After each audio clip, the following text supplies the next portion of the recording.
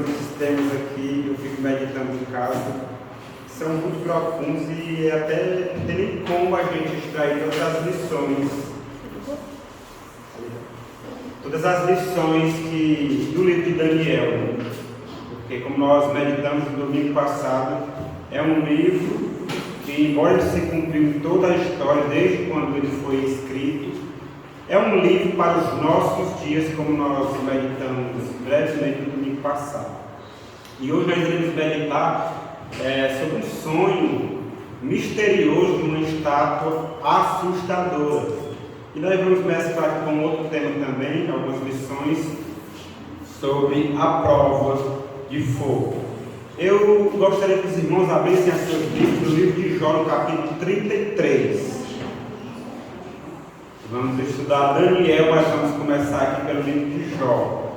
Os irmãos podem até pensar o que é que tem a ver o livro de Daniel com o livro de Jó. Nós sabemos que o livro de Jó é um livro poético, o livro de Daniel é um livro profético, mas nós vamos pegar aqui um texto que nós até lemos no domingo passado e vamos aqui meditar em uma grande verdade aqui no livro de Jó. Capítulo 33.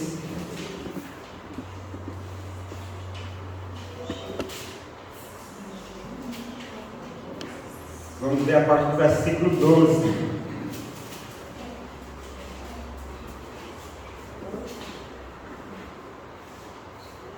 (33, 12).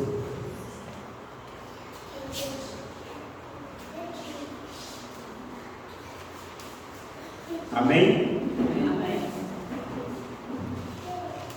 Aqui no contexto, Eliú estava repreendendo Jó, porque Jó começou a questionar Deus. Porque Deus, segundo Jó, estava sendo injusto com ele. Porque nele não havia transgressão, nele não havia falta, e segundo Jó, Deus estava buscando pretexto contra ele. E Eliú, ouvindo aquelas palavras, a partir do versículo 13, ele diz: nisto não tens razão, eu te respondo, porque Deus, aliás, versículo 12, nisto não tens razão, eu te respondo, porque Deus é maior do que o homem. Versículo 13: por que contendes com ele, afirmando que não te dará conta de nenhum dos seus atos? Pelo contrário, versículo chave aqui, Deus fala de um modo, sim, de dois modos, mas o homem não atenta para isso. Quais são os dois modos com que Deus fala? Versículo 15: em sonho ou em visão de noite, quando cai sono profundo sobre os homens, quando adormecem na cama, então lhes abre os ouvidos e lhes cela a sua instrução. Para quê? Para apartar o homem do seu desígnio e livrá-lo da soberba, para guardar a sua alma da cova e a sua vida de passar pela espada. Ou seja, o texto fala que Deus ele fala, nós sabemos que ele fala de diversas formas, mas duas das formas com que Deus fala é através de sonhos e de visões. Quantos aqui já tiveram aquele sonho que lhe tirou o sono? Irmãos, eu vou contar algo para os irmãos. Eu me lembro quando eu era criança, eu tinha alguns sonhos em alguns lugares, eu não entendia o porquê daqueles sonhos. Em alguns lugares, depois de adulto, viajando, teve lugares que eu passei, que eu lembrei que eu já sonhei com aquele lugar quando eu era criança. Eu não sei quantos já tiveram essa experiência, mas tive várias vezes. E a gente tem sonhos que a gente fica sempre: o que significa isso? Essa coisa da minha cabeça? Porque muitas vezes a gente vai dormir pensando em alguma coisa, a gente sonha sobre aquilo. Mas muitas vezes a gente nem sequer está lembrando daquilo, a gente tem um sonho assim estranho. E quando acordamos, quando lembramos, muitas vezes, assim como o rei Nabucodonosor, como nós vamos ler aqui em Daniel 2, não lembramos. Mas Deus fala por meio de sonhos e visões a cada um de nós, e tem um propósito. Deus, ele quer nos livrar do nosso caminho errado, nos livrar da morte, não simplesmente a morte física, mas principalmente a morte eterna. Eu convido os irmãos com essa introdução aqui, para lermos aqui no capítulo 2, a descrição do sonho de Nabucodonosor. Daniel capítulo 2.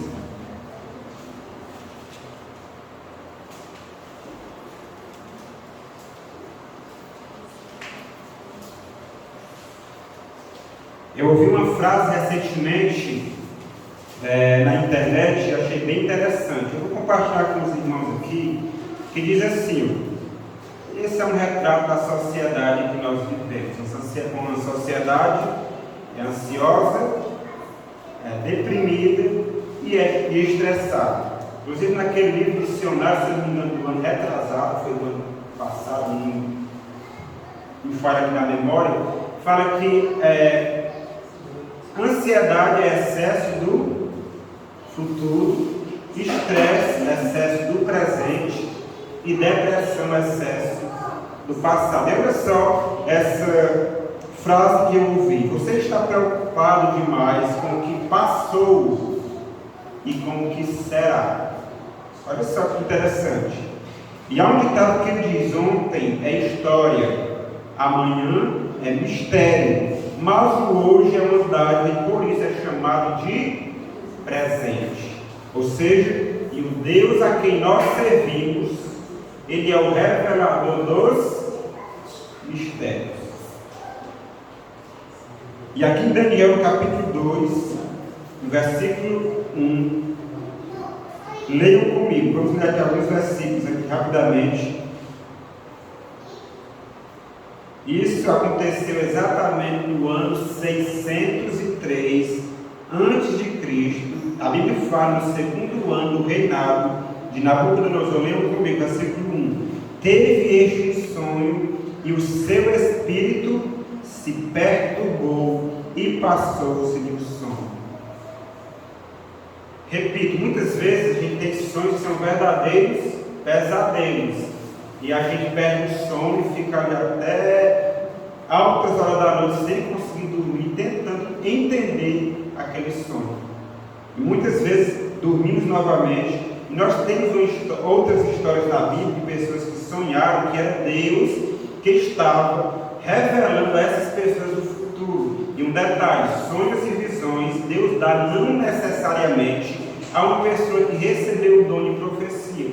Por exemplo, Nabucodonosor não era profeta, o faraó no tempo de José não era profeta, mas Deus revelou em sonhos a eles o que aconteceria. Por exemplo, lá em Esther, capítulo 6, versículo 1 a 3, o rei Assuero, a Bíblia fala que Amã armou uma cilada contra Mordecai, que era um homem de Deus, e por algum motivo que a Bíblia não fala, não esclarece, mas nós sabemos, estudando outros textos bíblicos, o rei não conseguiu dormir.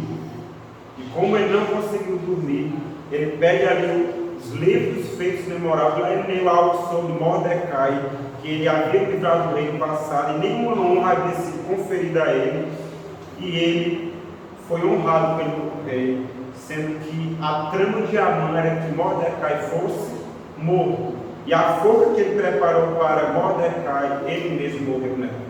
Então Deus, ele fala por meio de sonhos, por meio de visões. Quantos aqui não lembram lá em Gênesis 37, quando José, que era um jovem ainda, um rapaz, ele tinha um sonho que seus irmãos se curvavam perante ele, e isso incomodou bastante seus irmãos, levando-os a odiá-lo mais e mais.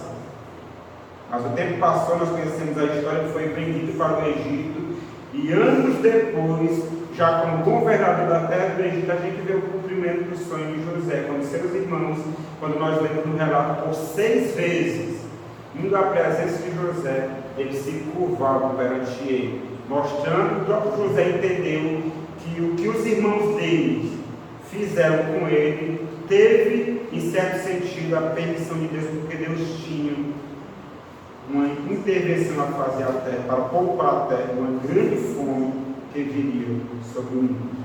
Conhecemos também o sonho do copeiro-chefe, do padeiro-chefe, que não foi um simples sonho, foi uma profecia que Deus deu e que José, na prisão, revelou cada um dos sonhos, e exatamente como ele revelou, pela iluminação e inspiração de Deus, assim aconteceu.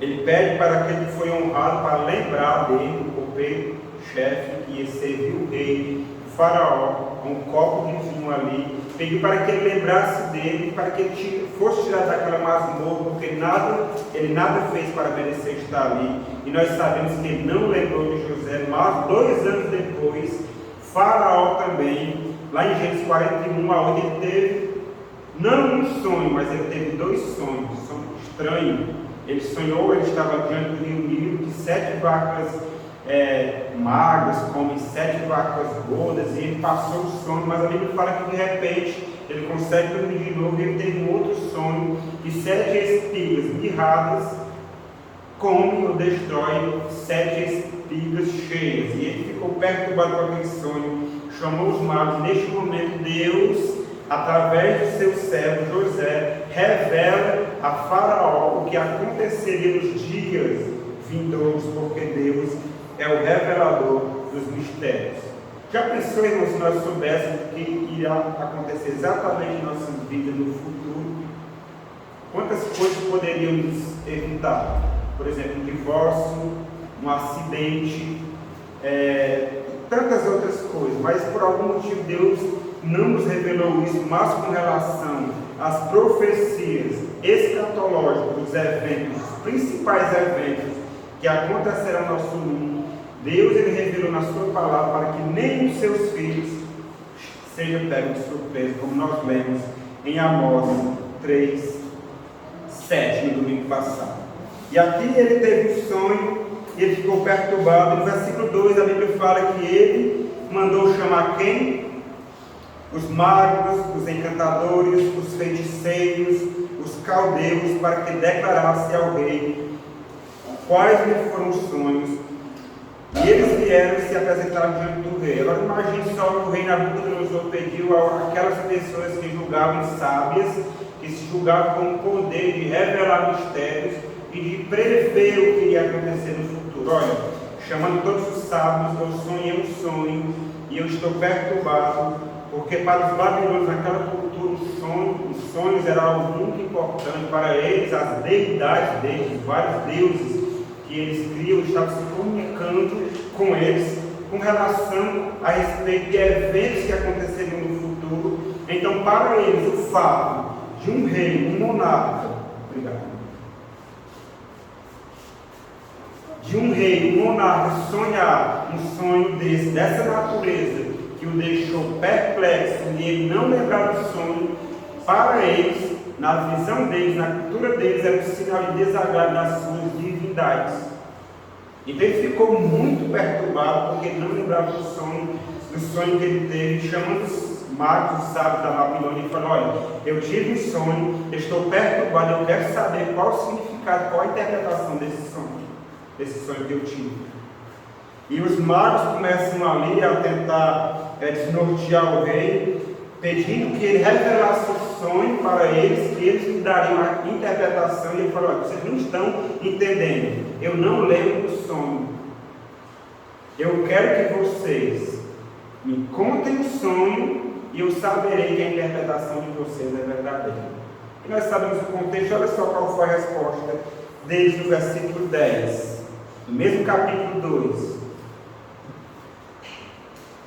Responderam os caldeus na presença do rei e disseram: não há mortal sobre a terra que possa revelar o que o rei exige, pois jamais houve rei, por grande e poderoso que tivesse sido, que exigisse semelhante coisa de algum mago, encantador ou caldeu.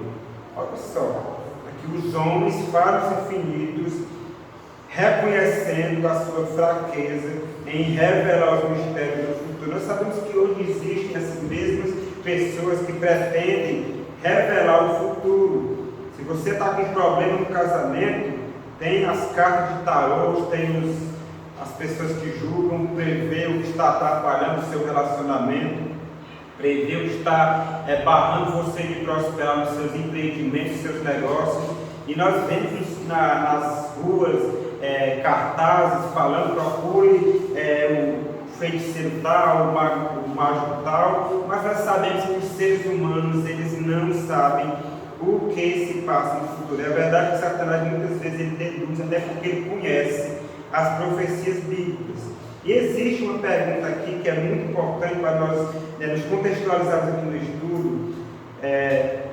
Sobre o ano, já falei que foi no ano 603, o segundo ano do rei Nabucodonosor, que invade ali Jerusalém, Judá, no ano 605, leva muitos cativos, dentre eles nós vemos, e estudamos no domingo passado, estava Daniel e os seus 3 amigos que se destacaram ali na Babilônia, passaram por uma prova, mas foram honrados por Deus, foram colocados em posições de destaque ali, a princípio, na Babilônia. E com esse poder que Deus deu a Daniel de interpretações e visões, toda a profecia que foi dada a Daniel, Deus usou ali como um instrumento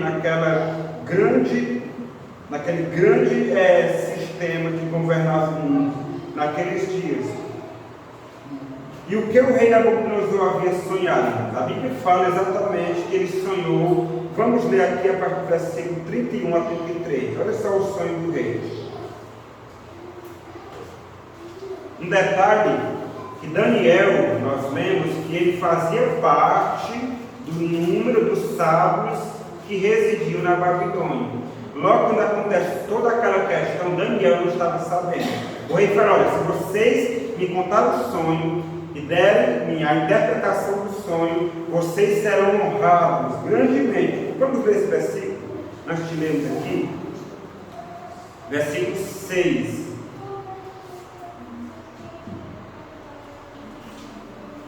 Antes do rei falar, e se eles não dessem a interpretação, não contassem o sonho, eles certamente seriam despedaçados, eles, as suas carnes, tudo que era deles.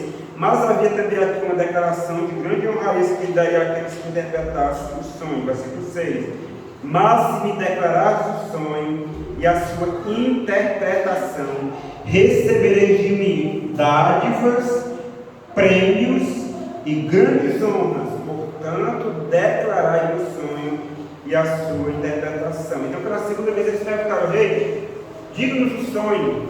Do rei: eu percebo que vocês querem ganhar tempo, porque vejo que eu falei já está resolvido. Então, nesse contexto, eles falam que não havia quem pudesse revelar, só o Espírito dos deuses, e não estava entre os homens, entre os mortais. Então, Daniel, como fazia parte dos sábios da Babilônia, ele também teria que ser o quê?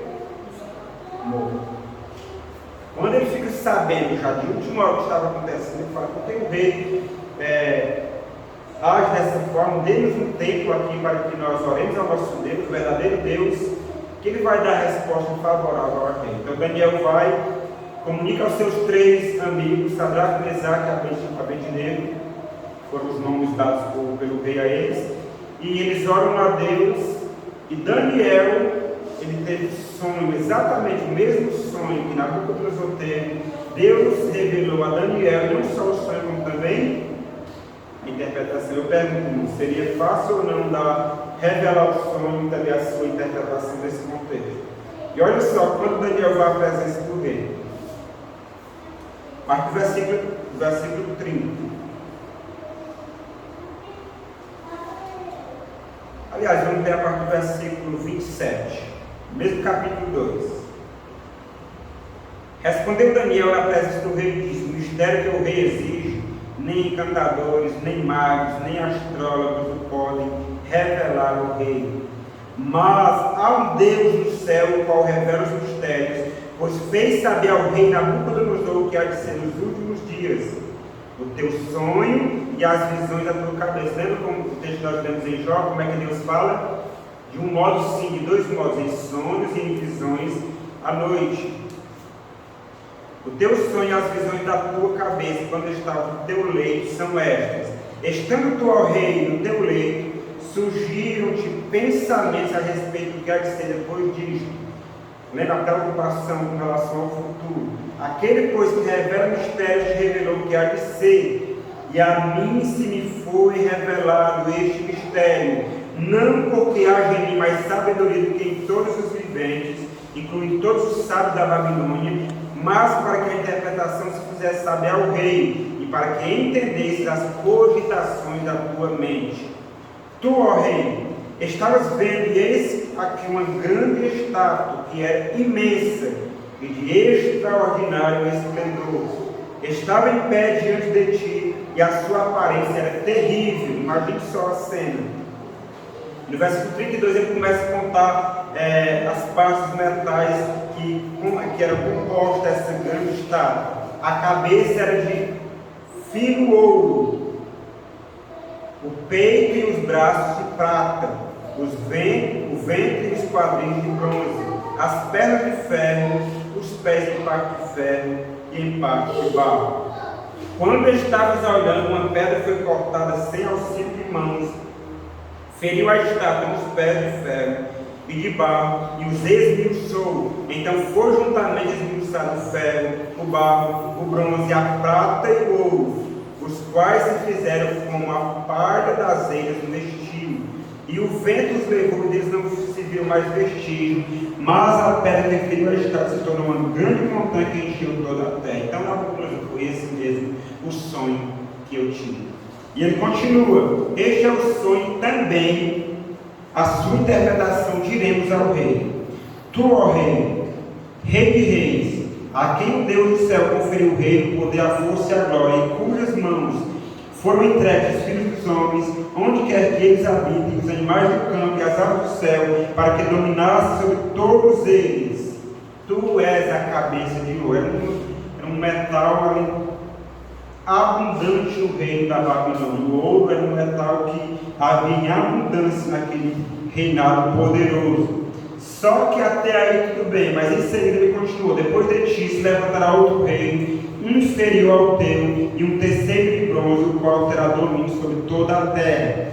Ele continua: o quarto reino será forte como o ferro, pois o ferro a tudo quebra, e esmiuça como o ferro quebra todas as coisas. Assim ele fará em pedaços, e esmiuçará quanto ao que viste dos pés, dos artelhos em parte de barro de oleiro e em parte de ferro. Será esse o reino dividido, contudo, haverá nele alguma coisa de firmeza do ferro, pois que viste o ferro misturado com barro de lodo. E ele continua falando, e ele fala que nestes dias, versículo 44, mas nos dias destes reis, todos estes reinos que passariam, isso não era agradável ao rei Nabucodonosor. Babilônia, a grande Babilônia há de passar, não, isso não pode. Mas nos dias destes reis, versículo 44, o Deus dos céus suscitará um reino que não será jamais destruído. Este reino não passará a outro povo, esmiuçará e consumirá todos estes reinos, mas ele mesmo subsistirá para sempre. Essa pedra que é lançada sem auxílio de mãos, o próprio Jesus, em Mateus 24, 44, ele fala que nada mais é que quem? Ele mesmo, a pedra que os construtores rejeitaram. É essa pedra angular que sem auxílio de mãos. A vinda de Cristo, irmãos, não depende de mim e de você, não depende de nós. A vinda de Cristo depende unicamente de Deus. Ele nos comissiona a fazermos parte da missão de pregar o Evangelho. Mas quando não há homens para pregar o Evangelho, Deus chama, se vale até de muitos animais. Se não há animais, Deus ele faz com que as próprias pedras clamem. A obra de Deus, a pregação do Evangelho não depende de mim, não depende de você. Se eu não estivesse aqui, outra pessoa estaria. Se eu resolver sair da igreja e achar que a igreja vai fracassar pela minha ausência, um engano meu. Deus não necessita. A mensagem da vinda de Cristo não depende de esforço humano.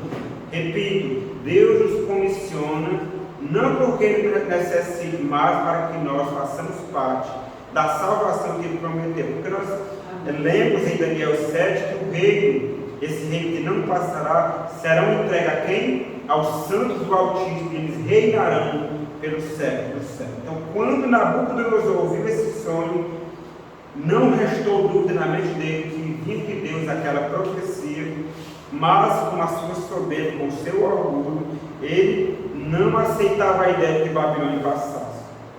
Só para nos contextualizarmos na história, o período aqui da Babilônia foi do ano 605 até o ano 539 a.C. Sabemos que antes de Cristo os anos eram decrescentes. Em seguida veio o reinado da prata, nós sabemos que eram os medos e os persas. Foi do ano 539 ao ano 331 a.C. O segundo metal ali, o segundo reino que vinha depois da Babilônia. Mas em seguida viria um terceiro reino poderoso também, que seria o reinado da Grécia. A palavra de Deus fala isso. Nós sabemos que as profecias, a verdade, ela é progressiva. Essa profecia, a profecia de Daniel 7, que nós iremos meditar aqui no último domingo do mês, sobre os 4 animais, é a mesma profecia, mas a gente percebe que em cada vez que Deus repete a profecia, detalhes são acrescentados à mesma profecia, trazendo mais luz. Como o Provérbio 4:18 fala, que a vereda dos justos é como a luz da aurora, que vai brilhando mais e mais até ser dia perfeito. E em seguida viria um quarto reino, descrito também naquele quarto animal, que esse reino era um reino de ferro, poderoso, um reino que esmiuçaria e quebraria todos que viessem a ele, dominaria toda a terra. E esse reino era um reino poderosíssimo, a tal ponto que ele atacaria o santuário de Deus no céu, uma ponta ali que se levantaria desse mesmo reino, atacaria as verdades da palavra de Deus, atacaria a lei de Deus, destruiria o povo de Deus, os santos de Deus. E a Bíblia fala que tudo que ele tentasse fazer, ele prosperaria. Daniel 8:12. Então Daniel ficou impressionado, porque ele mesmo, não sabendo, Deus o revela, mas ele ficou impressionado, não muito quando a gente lê aqui, com relação a esses 3 grandes impérios. O que ele estava vivendo da Babilônia, em seguida dos Medos e dos persas, que ele viveu até o primeiro ano do reinado de Ciro, como nós vemos aqui em Daniel 1:21. O reinado também da Grécia que viria. Ele não se impressionou muito, mas nós vimos aqui, lemos alguns textos, que ele teve um desejo de conhecer a verdade sobre esse quarto animal, sobre esse quarto reino. Mas esse reino também seria dividido, como aqui nós sabemos os 10 países ali da Europa, e os 10 deles aqui da estado, eles seriam divididos, e muitas pessoas tentariam. O reinado aqui de ferro aqui e barro de Roma aconteceu depois da divisão da Europa, foi depois do ano 476, já depois de Cristo, ou seja, o próprio Cristo ele morreu no reinado de quem? De Roma Imperial. Ele morreu. A morte de cruz era uma morte que era infligida por quem? Pelo Império Romano. Então, quando ele viu que o próprio Cristo, o próprio Filho de Deus, ele seria morto por esse poder, ficou impressionado. Mas em seguida, irmãos, a pedra angular, que é o reino eterno de Deus, descrito na pessoa de Jesus, viria nesse contexto. E eu pergunto, depois de 476 a.C., nós estamos aqui, nos pés aqui dessa estátua, e eu me lembro quando eu era criança, eu ouvia os pregadores falando, nós já estamos nas unhas da estátua. Imagina tanto de anos que já passaram, e nós estamos aqui, nesse contexto aqui, e Jesus ainda não voltou. A Bíblia fala que esse reino seria forte da parte do barro, ali o reino ali em troca da União Europeia, são os 10 países, nós sabemos, não vamos meditar nisso hoje, mas nós vamos perceber que desses 10, 7 foram abatidos pela ponta pequena, em Daniel 7, nós vamos meditar sobre isso depois, mas é um reino que tem a sua força da parte do ferro, mas que tem também as suas fraquezas da parte do barro. E um detalhe, não se mistura ferro e barro. Eu trouxe aqui, irmãos, algumas pessoas influentes, poderosas, por isso que eu escolhi, pode cair o mundo estou em paz, porque tem uma frase assim que fala que as glórias desta terra é passageira. Os grandes impérios, os grandes homens que já pisaram essa terra passaram, mas a palavra de Deus permanece eternamente. Então, grandes homens, irmãos, tentando contrariar o que foi revelado na palavra de Deus, que não haveria união entre ferro e barro, tentaram por diversas vezes unificar a Europa. E nós sabemos que é uma guerra terrível essa desunião na União Europeia. O primeiro aqui que eu trouxe aqui foi Carlos Magno, século VIII, também depois de Cristo. Tudo isso aconteceu depois de Cristo. Ele tentou de todas as formas, mas sem êxito, cumprindo a profecia que não aconteceria. Carlos V também, no século XVI, ele também fez suas tentativas, teve aparentemente um certo êxito, mas não conseguiu.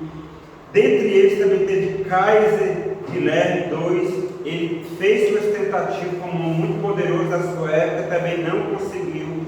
Todo insucesso, irmãos, mostra a veracidade da palavra de Deus, porque quando Deus diz, não há rei poderoso, não há império poderoso, não há instituição, por poderosa que seja, não há homens e demônios que consigam ir contra o que Deus revelou na sua palavra. É por isso que nós temos segurança em confiar na firme palavra profética. Mas dentre esses que se destacou, dois homens poderosíssimos que o mundo já conheceu e que ainda hoje eles são falados demais nos livros de história. Dentre eles se destaca Napoleão Bonaparte, inclusive seu general Berger foi quem acorrentou e prendeu o Papa Pio VI, cumprindo exatamente uma profecia também de Apocalipse 3 da ferida mortal, um sistema que dá ponta pequena, que nós sabemos que representa o papado.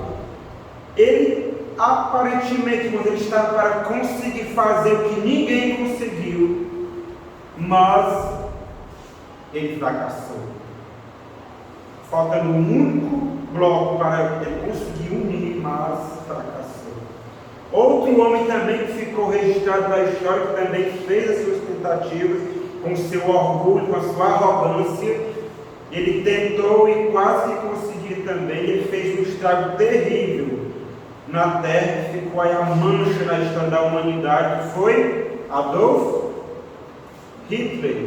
Quando a gente fala o nome desse homem, chega a dar uma coisa ruim, porque foi um homem extremamente usado por Satanás. E tanto como os grandes e poderosos que vieram antes dele, não conseguiram ir contra o assim diz o Senhor. Ele também fracassou nas suas tentativas de unir a Europa. Muitas lições podemos tirar aqui, irmão, mas a promessa, a profecia, como Deus prometeu, como nós vimos na história, irmãos, e repito, muitos e muitos críticos se levantaram contestando a veracidade profética do livro de Daniel. É impossível que um homem que viveu no 6º século antes de Cristo possa escrever nos mínimos detalhes a história da humanidade. Quando vemos no livro de história, nos séculos eles não contestam, aconteceu tudo isso. Cada detalhe, os mínimos detalhes se cumpriu na história. Então o argumento é, não, isso aí foi plagiado. Isso aí foi escrito, alguns dizem que depois que essas histórias aconteceram. Mas nós sabemos que esse argumento é infundado. Nós vemos ainda aqui numa outra parte aqui, voltando à questão do reinado de Nabucodonosor, o reinado ou da Babilônia, o grande império da Babilônia, que dominou toda a terra, inclusive o próprio povo de Deus estava cativo na Babilônia, por permissão de Deus. Deus chega a dizer, por intermédio do profeta Jeremias e seus profetas, olha, Nabucodonosor ele é o meu servo, não resista a ele que vocês não vão ter sucesso, porque do lado que Deus está é o lado vitorioso. Então Deus, para trazer juízo sobre o seu povo que estava em pecado, em apostasia, entrega-os na mão de Nabucodonosor e eles são levados cativos à Babilônia. Mas havia promessa de Deus que eles voltariam para a sua terra e aqueles que se entregassem teriam sucesso na Babilônia e até prosperariam, construiriam famílias ali na terra de Babilônia. E Nabucodonosor, irmãos, quando ouviu tudo isso, ele não pode ser Babilônia passar, não. Foi o que ele fez. E nós entramos aqui na prova de fogo, no capítulo 3, a partir do versículo 1. Nós estamos aqui um tempo bem adiantado, muitas outras coisas poderiam serem colocadas aqui, mas nós vamos aqui meditar um pouco aqui. Olha só aquela imagem ali. Que coisa tem em comum nesta e na imagem do sonho de Nabucodonosor? Uma imagem de aparência terrível, assim como o sonho. Mas que semelhança há nos metais descritos aqui na imagem, na estátua do sonho que ele teve. E não ele teve, Deus o revelou. Os irmãos estão notando alguma coisa? A imagem aí está na tela. Que a imagem é toda de ouro. O que Nabucodonosor estava querendo dizer com isso? Babilônia nunca vai passar. Só que tem um problema, irmão. Babilônia, nenhum reino na terra, existente na terra, poderia resistir. Por quê? Porque foi Deus que deu o poder a ele. Irmãos, uma verdade bíblica e que muitas pessoas ainda hoje têm dificuldade de entender é que nada, nenhum rei, nenhum poderoso, nenhuma pessoa neste mundo recebe a autoridade que não vem de Deus. Ninguém, irmãos, não existe. E por isso que é difícil muitas vezes nós entendermos o grande conflito. Por quê? Irmãos, eu pergunto a vocês, uma pessoa que tira a vida de outra pessoa, ela recebe aquele poder, aquela autoridade, aquela permissão de quem? O que os irmãos acham? Uma pessoa que tira a vida de outra pessoa, irmão. Quem foi que deu aquela permissão a ela? Se nada absolutamente acontece em Deus permite. É difícil a gente falar isso, né? Irmãos, nada, absolutamente nada acontece sem a permissão de Deus. A gente vê na história reis terríveis, pessoas que mataram milhares, milhões de pessoas. Quem foi que deu poder para essas pessoas fazerem tamanhas atrocidades na terra, seguindo a palavra de Deus, irmãos? Quem? Não. Deus. Aí gera aquela. É por isso, irmãos, que hoje as pessoas atestam. Se Deus é amor, por que isso? Não tem como entender isso. Irmãos, o fato de Deus permitir não quer dizer que é a vontade dele. Eu vou aqui, já que eu entrei nesse tema, para ficar muito confuso. Lá em Eclesiastes fala que há tempo que um homem recebe o poder para arruinar a vida de outro. Os irmãos conhecem esse texto. Quem é que dá esse poder? Deus. Nós conhecemos a história de José. E os irmãos de José, aparentemente, eles receberam e eles realmente tentaram arruinar a vida de José, seu irmão, sim ou não? Sim. Quem foi que deu esse poder a eles? Quem? Deus. Não foi mais Satanás? Agora eu entendi. O próprio José falou: olha, não foi vocês que mandaram para cá, foi Deus. Claro que o plano ia se cumprir de outra forma. Deus, ele não isentará ninguém pelas maldades que ele fez. O fato de Deus, lá no profeta Miqueias, se eu não me engano, no capítulo 5, capítulo 6, não me faz aqui a memória, lá Deus fala: ai daqueles que maquinam o mal nos seus leitos, e ao raiar do dia eles fazem, porque o poder está nas suas mãos. Quem foi que deu esse poder? Deus. É Deus, irmãos, que dá o poder. Pedro, quando ele estava ali, aliás, Jesus, quando estava ali diante de Pilatos, e Pilatos interroga ele várias vezes, ele até responde ali o que seria a verdade, ele se retira, depois ele vem e questiona, e Jesus ficou em silêncio, ele deixou passar a mesma oportunidade, e Pilatos o repreendeu, dizendo: você não sabe que eu tenho autoridade de te soltar, de te condenar? Os irmãos lembram qual foi a resposta de Jesus? Nenhuma autoridade teria sobre mim se do alto, de cima, não te fosse dada. E quando Pedro, cheio do Espírito Santo, lá em Atos 4, está pregando sobre Jesus, ele fala: olha, foi Deus que ungiu Herodes, Pilatos e o povo para entregar o seu filho à morte. Mesmo José, irmãos, depois, anos depois, a autoridade que Deus nos dá não nos isenta do mal que nós praticamos, porque, repito, a permissão de Deus é diferente da vontade de Deus. Anos depois, mais de 13 anos depois, José agora recebe autoridade e poder para ser governador da terra do Egito. Depois de Faraó era ele. Sabe quem foi que veio buscar auxílio no Egito? Aquelas mesmas pessoas, os seus irmãos, que tentaram arruinar a vida dele. José tinha um poder na mão para destruir com a vida deles. O que foi que José fez, irmãos? Ele os abençoou e nos ajudou, porque a autoridade que Deus nos dá, a autoridade que Deus dá para um líder religioso, a autoridade que Deus dá para um líder político, civil, militar, etc., não importa. Ele dá, mas essa autoridade, ela deve ser usada segundo a autoridade dele, segundo a vontade dele. E nós sabemos que isso não acontece quase sempre na história da humanidade. Eu vou fechar aqui esse parênteses. Eu deveria até ter uma pregação só sobre isso. Mas Deus, Ele é quem dá poder e autoridade aos filhos dos homens. Não existe um reino, ímpio que seja, terrível, cruel que seja, que Deus não tenha dado autoridade para estar ali. E eu quero aqui, só para fechar e falar algo, nós conhecemos a história de Jeroboão.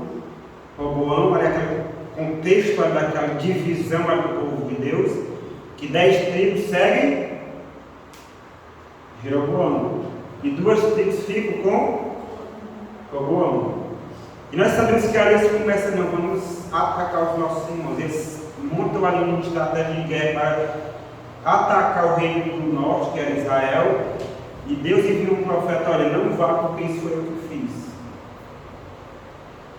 E há muitos cristãos tentam, se envolvem de tal forma que querem tirar pessoas do poder que foi Deus que colocou. Com qual motivo, com qual objetivo, não sei. Talvez para punir o seu povo, para repreender, para trazer juízo sobre a igreja que está em falta contra Deus. Mas fecho parêntese, e no capítulo 3, Nabucodonosor fez uma grande estátua de ouro. Babilônia jamais passará. E no versículo 2 fala do capítulo 3 de Daniel que ele mandou ajuntar todas as pessoas, todos os prefeitos, os sátrapas, os governadores, os juízes, os tesoureiros, os magistrados, os conselheiros e todos os oficiais das províncias, para que viesse a consagração da imagem do rei Nabucodonosor. Te levantaremos um detalhe. Tudo isso que aconteceu é histórico, mas também é profético. Aconteceu literalmente, tal como está escrito, mas nós sabemos em Apocalipse que uma imagem também será erigida na terra e uma prova de fogo virá sobre o povo de Deus que estiver vivendo nos últimos dias. Nós sabemos que o tempo especial, a ênfase do tempo especial é para o tempo do fim, exatamente o tempo que nós estamos vivendo. Então eles ajuntaram todas as pessoas das províncias da Babilônia para a consagração da imagem que havia levantado, e havia uma ordem que quando os instrumentos de música da Babilônia fossem tocados, todos, sem exceção, deveriam se prostrarem e adorarem aquela grande imagem, símbolo de reverência, de respeito, de adoração a Deus? Não, ao homem, a Nabucodonosor. E assim foi. Mas nós sabemos aqui, não vou ler aqui, que aconteceu aqui, mas 3 jovens hebreus, eles não se prostraram. Lembra que Nabucodonosor havia falado que quem revelasse o sonho, quem desse a interpretação seria honrado, recebia grandes dados, grandes presentes. Olha só aqui no versículo 49, o último versículo do capítulo 2, o que aconteceu com esses 3 jovens ousados, que não se prostraram diante da imagem. Olha só o que aconteceu com eles a pedido de Daniel. A pedido de Daniel, construiu o rei a Sadraque, Mesaque e Abednego sobre os negócios da província da Babilônia. Daniel, porém, permaneceu na corte do rei. Os versículos aqui 48, 47, Nabucodonosor, quando ele ouve tudo aquilo, ele se inclinou e adorou ao Deus do céu e trouxe muitas dádivas ali para Daniel, mas Daniel ele faz esse peito especial e os seus 3 amigos que oraram com ele, que clamaram a Deus para que o sonho fosse revelado e dada a interpretação, foram também colocados em posições de destaque no império, no grande império da Babilônia. Então foram esses 3 jovens que não se prostraram. E olha só o que aconteceu. Aqui no versículo 8, capítulo 3 de Daniel.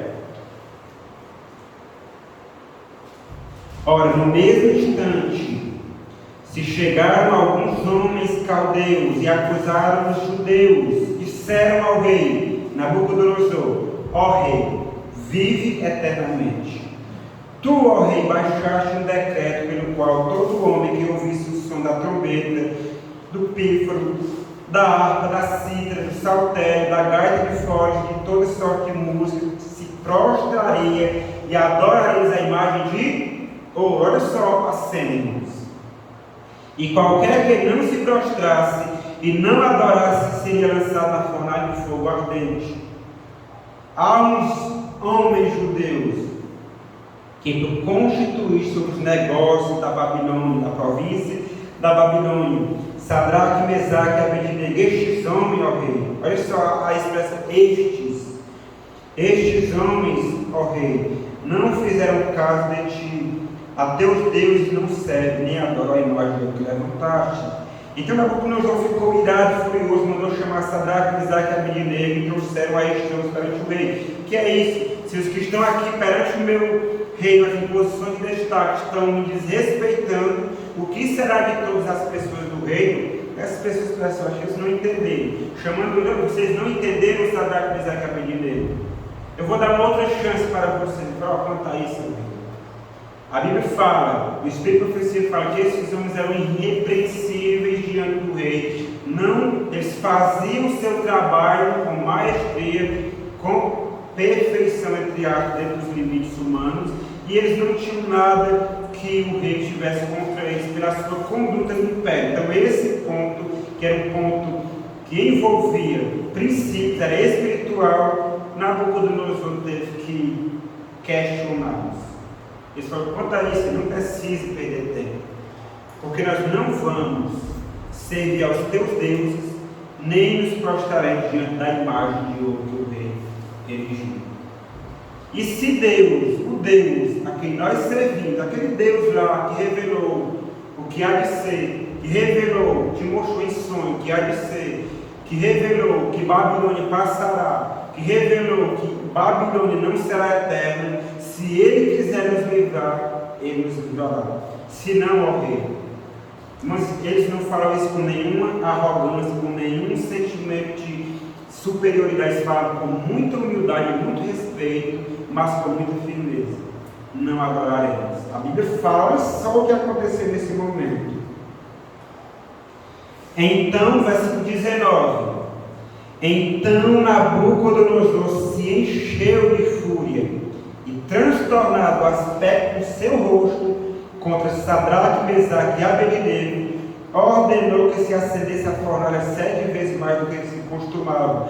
Ordenou aos homens mais poderosos que haviam no seu exército, que estavam no seu exército, que atassem a Sadraque, Mesaque e Abednego e os lançassem na fornalha de fogo ardente.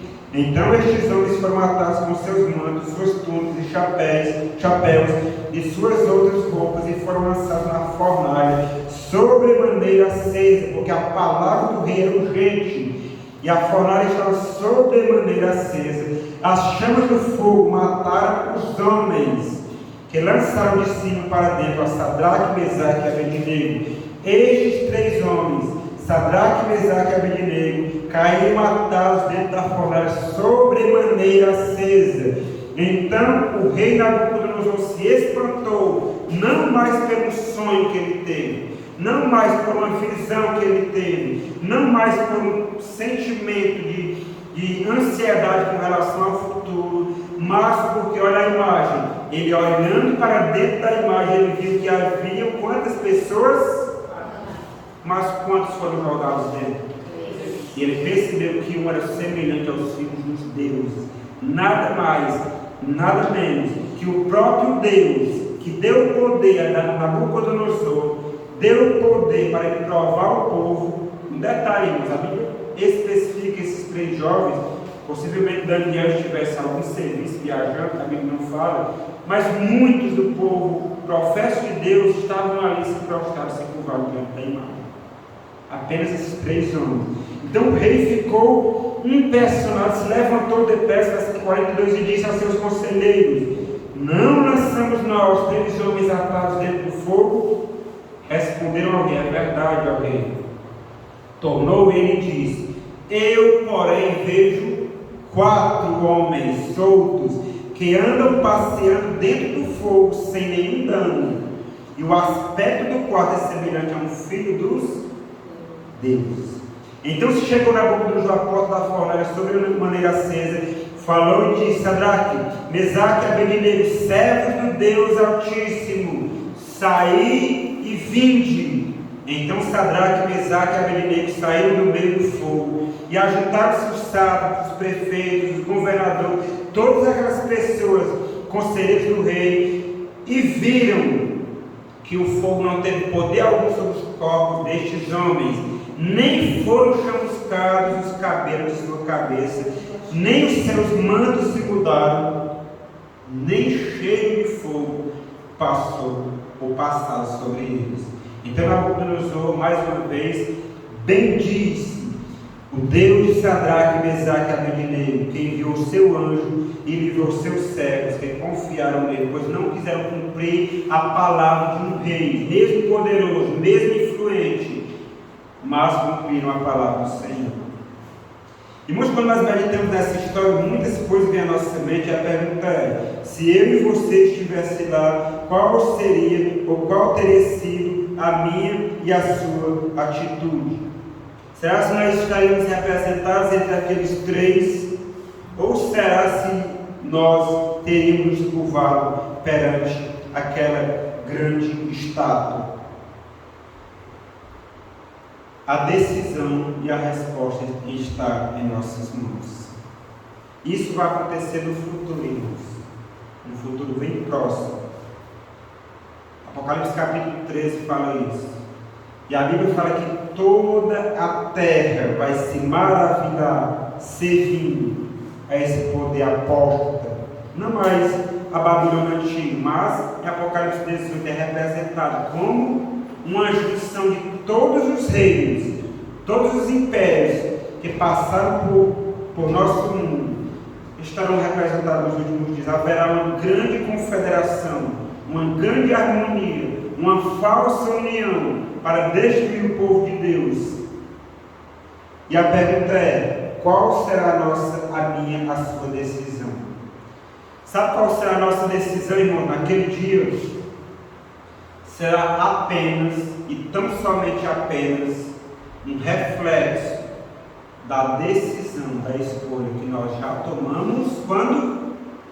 Hoje. E nós voltamos novamente em Daniel 1. Resolveu, pois, Daniel, firmemente em seu coração, não se contaminar com as finas iguarias do mundo. Antes da prova, Daniel já havia posto no seu coração que iria servir ao Senhor, custe o que custar. Ele iria ser fiel ao Senhor, custe o que custar. Minha decisão, irmãos, depois de conhecer a história desses 3 jovens, que hoje nós pregamos, as igrejas pregam sobre eles, mas muitas vezes nós não atentamos para a seriedade que é. Porque ao ler essa história, ao meditar dessa história, isso tem tudo a ver com a nossa própria experiência na vida. Quantas vezes nos curvamos diante de deuses menores, de senhores menores? Quantas vezes entre a justiça e o pecado, entre a retidão e a iniquidade, nós escolhemos a iniquidade? Mas diante desse ensino, irmãos, é a minha decisão, e espero que seja a sua, a nossa decisão, não permitir que falsos deuses na nossa cultura, ocupem minha casa, ocupem o meu coração, ocupem a minha vida. Tirarei de meu lado todas as imagens de escultura ou qualquer outra coisa que seja objeto de adoração, não simplesmente uma imagem, e sabe, uma ideologia que entrou nos nossos lares, uma filosofia contando os princípios de Deus, programas, coisas que não edificam. E principalmente, serei paciente nas tribulações, nas provações da vida, sabendo que Deus as usa não para nos destruir, mas para nos aperfeiçoar e nos preparar para herdarmos aquele reino eterno que Ele preparou para aqueles que o amam. Daniel, irmão, foi um homem muito amado por Deus, assim a palavra de Deus nos diz. Mas ele passou por grandes provas.